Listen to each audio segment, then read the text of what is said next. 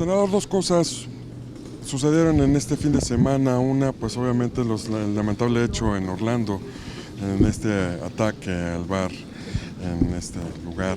¿Qué opinión le merece esta situación?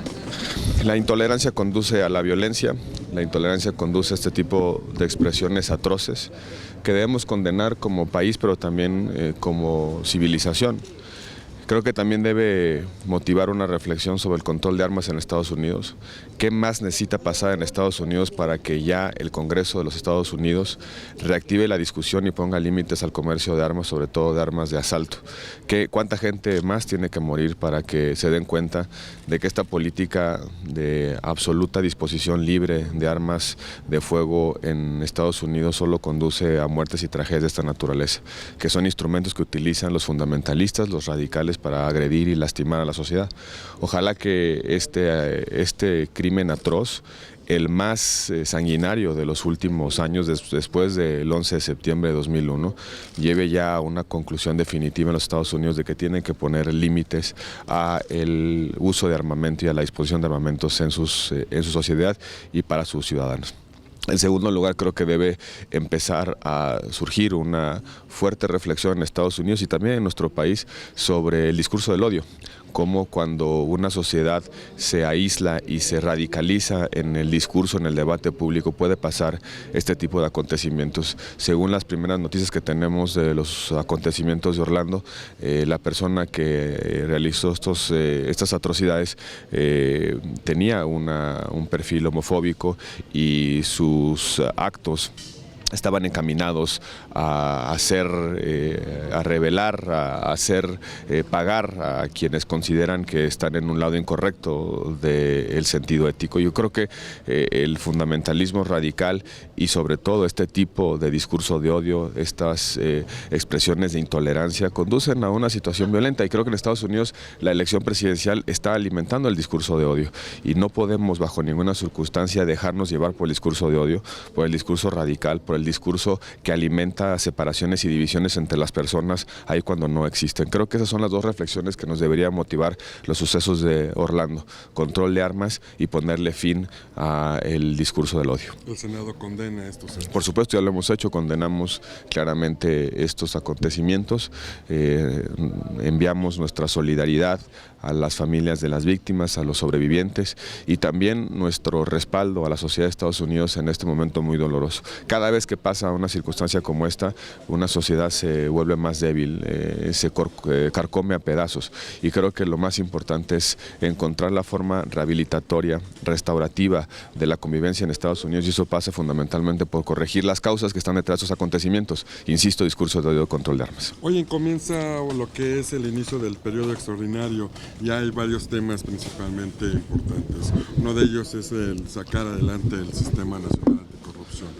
¿Cree que el PRI, los demás otros grupos parlamentarios tengan esa voluntad política para yo confío en que vamos a empezar fuerte el periodo de sesiones extraordinarias? Hoy están convocadas las comisiones para discutir miscelánea penal e iniciar la discusión del Sistema Nacional Anticorrupción.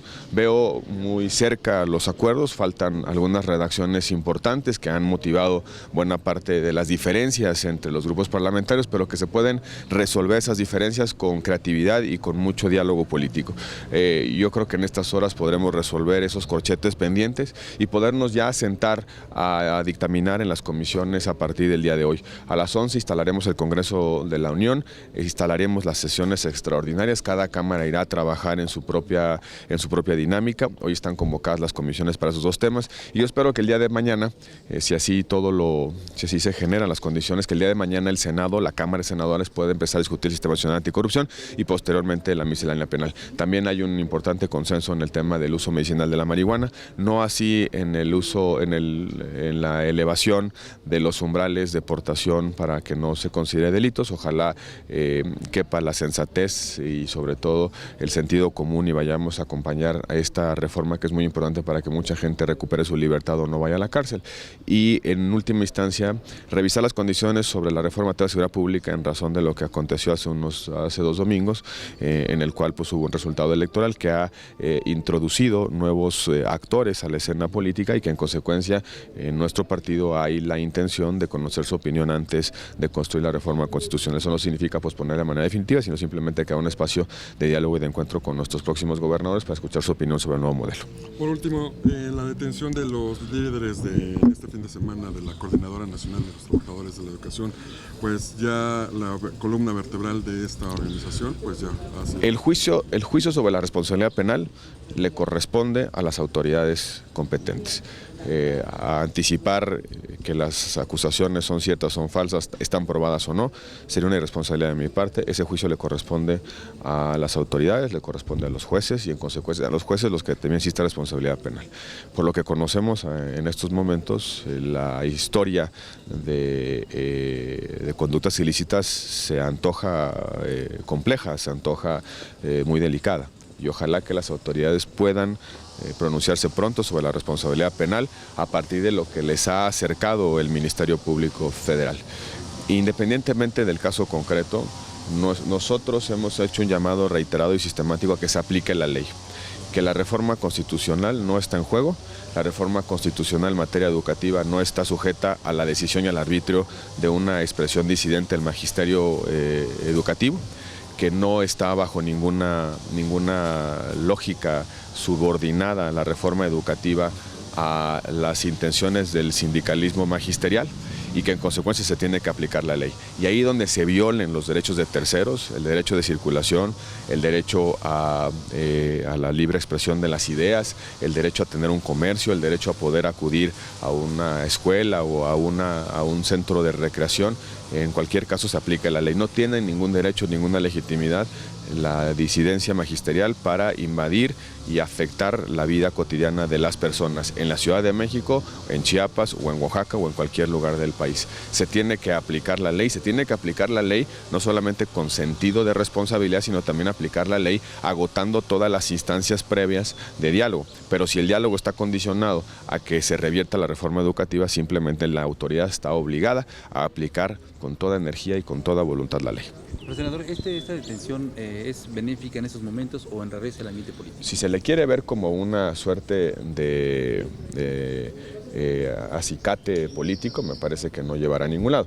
Pero si se ve como una causa de justicia penal, como una forma de restablecer las condiciones de legalidad y que una persona que ha violado la ley pague sus responsabilidades ante la justicia, me parece que es lo correcto.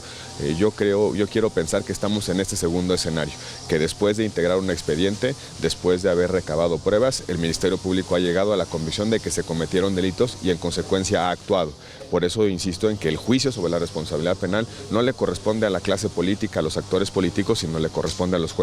Que sean los jueces los que analicen las pruebas y los argumentos que le han sido acercados y que sean los jueces los que determinen si existe o no responsabilidad penal. Independientemente del movimiento político magisterial y las tensiones en torno a la reforma educativa, la ley no puede subordinarse a su aplicación. Al contrario, cuando estamos frente a la comisión de un delito se tiene que aplicar la ley. Yo quiero entender que esta respuesta del Ministerio Público se debe fundamentalmente a que encontró hallazgos importantes que conducen a la conclusión de que se ha violado la ley y que no tiene una motivación esencialmente política. Muy amable, muchas gracias. Gracias a usted.